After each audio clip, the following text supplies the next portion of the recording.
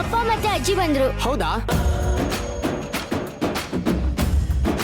ಸಮರ್ಥ, ಅಪ್ಪ ಅಜ್ಜಿ ಬನ್ನಿ. ಬಾ ತಗೋ. ಅದಕ್ಕೆ ಬನ್ನಿ ಅದಕ್ಕೆ. ಸಮರ್ಥ, ಲೇಟ್ ಆಗೋಯ್ತೇನಪ್ಪ?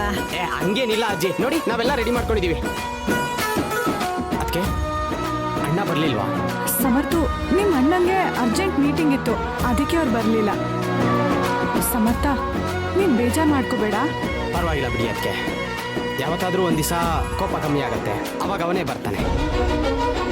ಹಾ ಅದಕ್ಕೆ ಇದೇ ನೋಡಿ ನಾನ್ ಚಿಕ್ಕ ಗೂಡು. ಗೂಡು ಚಿಕ್ಕದಾದ್ರೆ ಏನು, ಮನ್ಸು ದೊಡ್ಡದಾಗಿದ್ರೆ ಅದೇ ಸ್ವರ್ಗ ಸಮರ್ಥ. ಅಪ್ಪ ನಿಮ್ಗೆ ಹೇಗ ಅನಿಸ್ತು? ಆಹಾ, ತುಂಬಾ ತುಂಬಾ ಚೆನ್ನಾಗಿದೆಯಪ್ಪ. ನನ್ನ ಮೊಮ್ಮಗ ತನ್ನ ಕಾಲ್ ಮೇಲೆ ತಾನು ನಿಂತ್ಕೊಳ್ಳೋದಕ್ಕೆ ಒಂದು ಎಲೆ ಕನ್ಕೊಂಡಲ್ಲ, ಅದೇ ಕಣೋ ಸಂತೋಷ ನನಗೆ.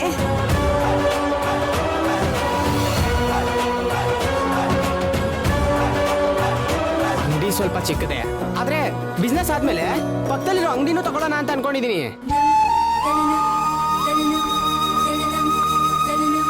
ಸಮರ್ಥ, ಅಂಗಡಿ ಮೈನ್ ರೋಡ್ಗೆ ಹತ್ತಿರದಲ್ಲೇ ಇದೆ. ಮುಂದೆ ಬಿಸ್ನೆಸ್ಸು ತುಂಬಾ ಚೆನ್ನಾಗಾಗುತ್ತೆ ಕಣೋ. ಇನ್ನೇನು, ಎಲ್ಲ ಬಂದಾಯ್ತಲ್ಲ, ಪೂಜೆ ಶುರು ಮಾಡು. ಒಂದ್ ನಿಮಿಷ ಅಜ್ಜಿ, ಮುಖ್ಯವಾದವರು ಒಬ್ರು ಬರ್ಬೇಕು. ಅವ್ರು ಬಂದ್ಮೇಲೆ ಪೂಜೆ ಶುರು ಮಾಡೋಣ.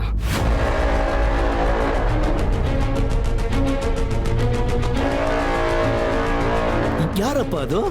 ಒಂದ್ ನಿಮಿಷ ಅಪ್ಪ, ಹೇಳ್ತೀನಿ. ಅಲ್ಲಿ ಅವರೇ ಬಂದ್ರು. ಚಿಕ್ಕಪ್ಪ ಬನ್ನಿ ಬನ್ನಿ ಚಿಕ್ಕಪ್ಪ. ಸಮರ್ಥು, ಇದೇ ನೋಡಿ ನನ್ನ ಮೆಕ್ಯಾನಿಕ್ ಶಾಪು. ಸೂಪರ್ ಸೂಪರ್ ಆಗಿದೆ. ಥ್ಯಾಂಕ್ ಯು ಚಿಕ್ಕಪ್ಪ. ಕಂಗ್ರ್ಯಾಚುಲೇಷನ್ಸ್ ಅಣ್ಣ.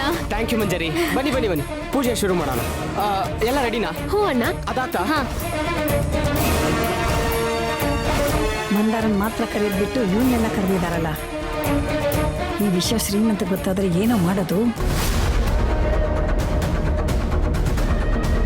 ಅಮ್ಮ, ಅಂಗಡಿ ಓಪನ್ ಮಾಡೋದಕ್ಕೆ ಯೋಗರಾಜು ಸಹಾಯ ಮಾಡಿರ್ಬೇಕು, ಅದಕ್ಕೆ ಕರೆದಿರ್ಬೇಕು ಅವನ್ನ. ಈ ವಿಷಯ ಶ್ರೀಮಂತ್ಗೆ ಏನಾದರೂ ಗೊತ್ತಾದ್ರೆ ನಮ್ಮನೆ ಮನೆ ಬಿಟ್ಟು ಕಳಿಸ್ತಾನೆ. ಅಜ್ಜಿ, ಇವರೇ ದುಡ್ಡು ಕೊಟ್ಟಿರ್ಬೋದು ಅಂತ ಶ್ರೀಮಂತವ್ರಿಗೆ ಅನುಮಾನ ಇದೆ. ಸಪ್ತಮಿ, ನೀನು ಬರ್ತೀಯೋ ಇಲ್ವೋ ಅನ್ಕೊಂಡಿದ್ದೆ. ಶ್ರೀಮಂತ ಕಳಿಸಿದ್ನೇನಮ್ಮ? ಹ್ಞೂ ಅತ್ತೆ, ಅವರೇ ಆರಾಮಾಗಿ ಖುಷಿಯಾಗಿ ಹೋಗ್ಬಿಟ್ಟು ಬನ್ನಿ ಅಂತ ಹೇಳಿದ್ರು. ಹಾಗಾದ್ರೆ ತುಂಬಾ ಸಂತೋಷ. ಅದಕ್ಕೆ ನೀವೇ ದೀಪ ಹಚ್ಚಿ ಪೂಜೆ ಮಾಡಿ.